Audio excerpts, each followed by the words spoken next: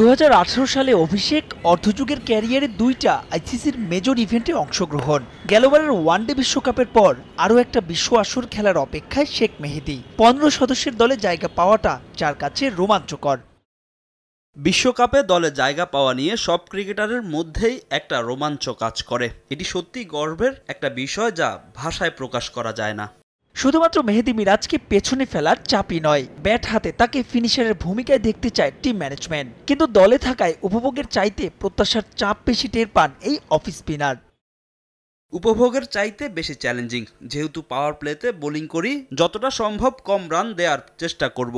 উপভোগ একেবারেই থাকে না, তবে যদি উপভোগ করা যায় সেটা দলের জন্য যেমন ভালো, নিজের জন্য।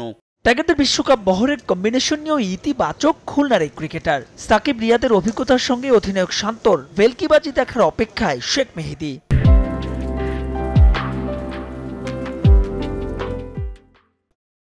সাকিব ভাই আমার আইডল, আর লোয়ার মিডল অর্ডার ফিনিশার হিসাবে রিয়াদ ভাইয়ের ব্যাটিং ভালো লাগে। শান্তর অধিনায়কত্ব নিয়ে আমি সবসময় ইতিবাচক। বিশ্বকাপে ম্যাচ বাই ম্যাচ এগুলোর লক্ষ্য থাকলেও বাংলাদেশকে নিয়ে যেতে চান পরের রাউন্ডে, ব্যাটে বলে রাখতে চান অবদান। যদি এই বিশ্বকাপে সুযোগ পাই, নিজের শতভাগ দেওয়ার চেষ্টা করব। আমাদের ব্যক্তিগত চ্যালেঞ্জ আছে, প্রথম রাউন্ড ভালোভাবে পার করে পরের রাউন্ডে দলকে নিয়ে যেতে চাই। জাতীয় দলের জার্সিতে 47 টি-20তে 317 রানের পাশাপাশি 38 উইকেট নিয়েছেন শেখ মেহেদী হাসান।